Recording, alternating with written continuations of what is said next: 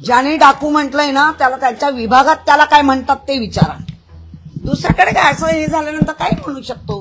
आणि त्यांच्यात आता कॉन्फिडन्स कौरवांसारखे वाढत चालले, वाटेल तसं मिळत चाललंय, तर कॉन्फिडन्स त्यांचा वाढत चाललाय. त्यामुळे कोणाला डाकू म्हणतील, काय म्हणतील, स्वतःला काय म्हणतायत बघायचंच नाही आपलं वाकून, दुसऱ्याच.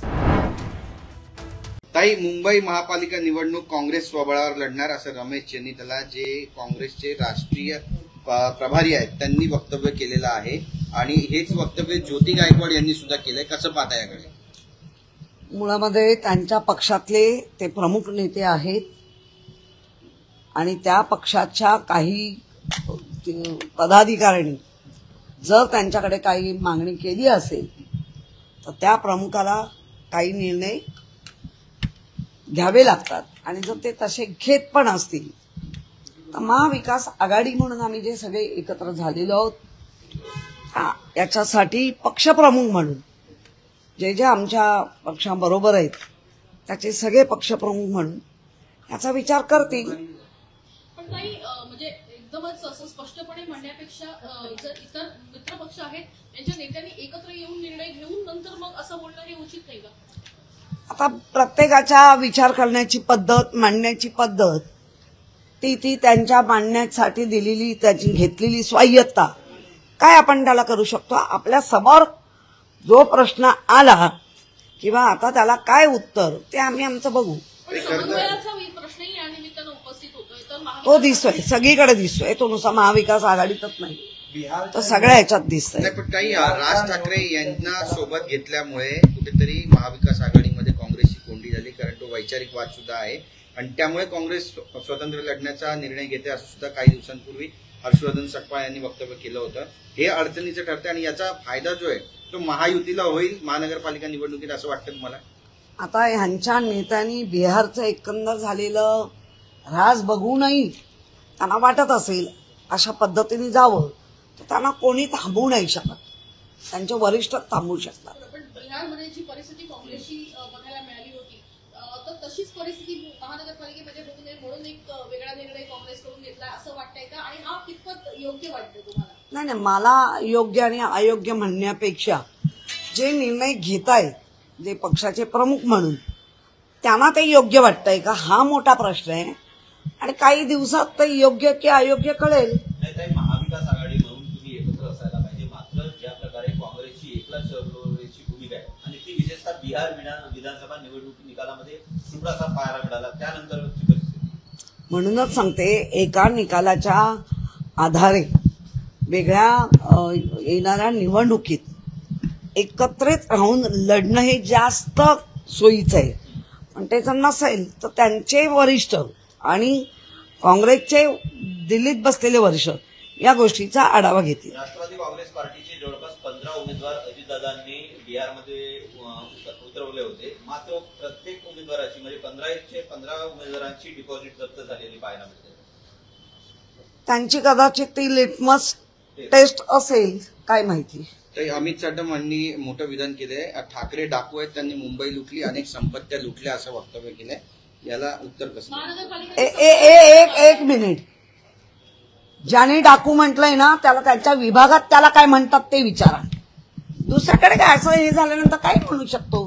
आणि त्यांच्यात आता कॉन्फिडन्स कौरवांसारखे वाढत चालले, वाटेल तसं मिळत चाललंय, तर कॉन्फिडन्स त्यांचा वाढत चाललाय. त्यामुळे कोणाला डाकू म्हणतील, काय म्हणतील, स्वतःला काय म्हणतायत बघायचंच नाही आपलं वाकून, दुसऱ्याच. पण महानगरपालिकेच्या निधीवर डल्ला मारणार आहे असं देखील उल्लेख केलेला आहे. हो ना, मारणारे 2022 ते आतापर्यंत तुम्ही जे ठेवी काढून काय डल्ले मारले, काय श्रीखंड खाल्ले, काय काय केले ते लोक बघतायत. आमचे डल्ले असते तर आम्ही 90,000 कोटीपर्यंत एफडी ठेवल्या नसत्या. बिहार विधानसभा निवडणुकानंतर स्थानिक स्वराज्य संस्थांच्या निवडणुका होऊ पाहतात महाराष्ट्रात. या निकालाचा महाराष्ट्रावर काही परिणाम जाणवेल असं वाटतं? हो, बऱ्यापैकी जाणवेल की मराठी माणसाला ह्या निकालामुळे कसा अधिक उद्ध्वस्त करतील, म्हणून मराठी माणसं किंवा इथे राहणारी जी अदर भाषिक पण एक होतील आणि लढतील. मुख्यमंत्री देवेंद्र फडणवीस यांनी एक वक्तव्य केलंय की मुंबईचा महापौर हा महायुतीचा असेल, आमच्यात भांडणं लावण्याचा प्रयत्न करू नका. ठीक आहे ना, करा. ओके. ताई, एकीकडे आपण अमित चाटम असं पण म्हणतायत की मुंबई कुणाची जहागीरदारी नाहीये. हे जहागीरदारी नाही, हे गेली 25 वर्षात कळली नाही. आता जराशी कुठे बेडकी फुगायला लागल्या मोदींच्या जीवावर म्हणून वाटतंय. तर तुमच्याही ह्याची बाची जहागीरदारी नाही, ही जहागीरदारी मुंबईकरांच्या बाची आहे. मुंबईमध्ये मनसेनं आणि भाजपमध्ये बॅनरवर पाहायला मिळालंय ठाकरेंचा सेवक तोच नगरसेवक. या बॅनरला आता भाजपने प्रत्युत्तर दिलंय, परिवाराचा नाही तर मुंबईचा सेवक तो नगरसेवक, असे बॅनर दादरमध्ये लागले. भाजपाला शाब्दिक प्रयोग खूप जमतात. मग काय आम्ही पहारेकरी आहोत, मग आम्ही हे सगळे आम्ही गेल्या 2017 किंवा त्याच्याही आधी सगळे शब्दांचे फवारे कसे उडवायचे आणि ते उडवून सुद्धा मग मात्र परत लालची होऊन स्टँडिंग वाल्याकडे कसं जायचं बसायला ह्याच्याकडे ते आम्हाला सगळं माहिती आहे. पंतप्रधान नरेंद्र मोदी यांनी काँग्रेसवर घणाघाती टीका केली की काँग्रेस मुस्लिम लीगी माओवादी काँग्रेस झाली आहे. काँग्रेसचं येणाऱ्या काळामध्ये मोठं विभाजन होईल. जसं शिवसेना पक्ष फोडला तसं काँग्रेस नाही. ज्या ते पंतप्रधान हे देशाचे असतात, नंतर ते कोणाच्या पक्षाचे नसतात, पण त्यांचं एकंदर सन्माननीय पंतप्रधानांचं वाक्य हे जास्तीत जास्त बीजेपीला मोटिवेट देण्यासारखं आहे. आणि अशा मोठ्या पदावर बसलेल्या कुठल्याही पंतप्रधानांसारख्या मोठ्या पदावर बसलेल्या व्यक्तींनी किमान असं वाक्य असलेल्या यांना सगळ्यांना संपवण्याची जी वार्ता आहे ती मला वाटतं चुकीची आहे. मिशन 150 असं भाजपने घोषित केलेलं आहे. दुसरीकडे महायुतीमधल्या मित्रपक्षांना त्या ठिकाणी ग्राह्य धरलेलं बघायला मिळत नाही. ते महायुती आणि त्यांचे कोण आहेत ते बघून घेतील. मिशन 400 पार पण होता, पण मिशन 229 वर आणून ठेवलं.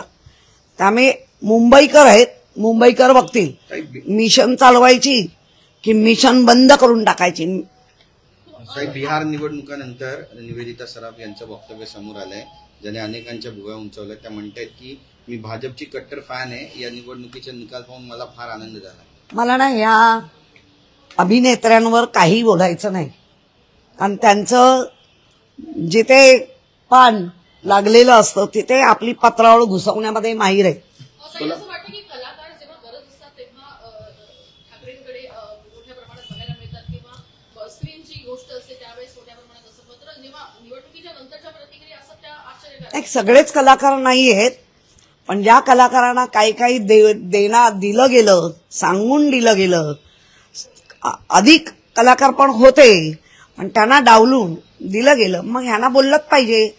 आता ती निवेदिता ना सराफ, अजून त्यांना काहीतरी हवं असेल, हवं असल्याशिवाय त्या बोलणारच नाही. त्या काय हे म्हणून टेंभुर्णे इथे एका हॉटेलच्या मालकाने अक्षरशः लग्न करून आणि तो व्हिडिओ प्रसारमाध्यमात खूप मोठ्या प्रमाणात व्हायरल होतो आहे.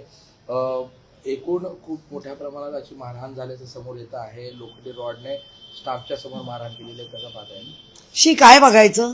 गृहमंत्रीला विचारा हे काय पाहताय, आम्ही काय बघायचं? आमच्याकडे काय कायदा? आम्ही संताप व्यक्त करतो, दुःख व्यक्त करतो, याच्या पलीकडे काय आपल्याकडे? काही महाराष्ट्रात बिबट्याची दहशत वाढते, कसं पाहता? काल पण नाशकात बिबट्या घुसला होता, अनेकांना जखमी केलं त्याने, आणि गिरीश महाजन स्वतः ग्राउंड झिरोवर उतरले त्या ठिकाणी बिबट्या पकडायला. गिरीश हुशार आहेत, त्यांना माहिती आहे बिबट्या पूर्वेला गेलाय. मग आपण बिबट्या पूर्वेला आहे, मग आपण जरा आपण दक्षिणेला घुसूया आणि आम्ही ग्राउंड लेवलला हुशार आहे. हे बिबट्या महाराष्ट्राला त्रास का देतात तुम्हाला काय वाटतं? महाराष्ट्राचाच वाघ पळवलाय, त्यामुळे ते बिबटे चिडले, अरे असं कसं करता? ताई, शिवसेनेची पूर्ण तयारी एकूणच स्थानिक स्वराज्य निवडणुकीसाठी झालेली आहे का? मुंबईसाठी शिवसेनेचा नारा काय असेल? ह्या नाऱ्याचं आत्ता आमच्याकडे आज किंवा उद्या 2-3 गोष्टी, मागच्या वेळेला तर आदित्याने तो नारा दिलेलाच आहे, त्याच नाऱ्याला पुढे घेऊन जा. एक शेवटचा प्रश्न, आणि शुभ बोल नाऱ्याचा आहे.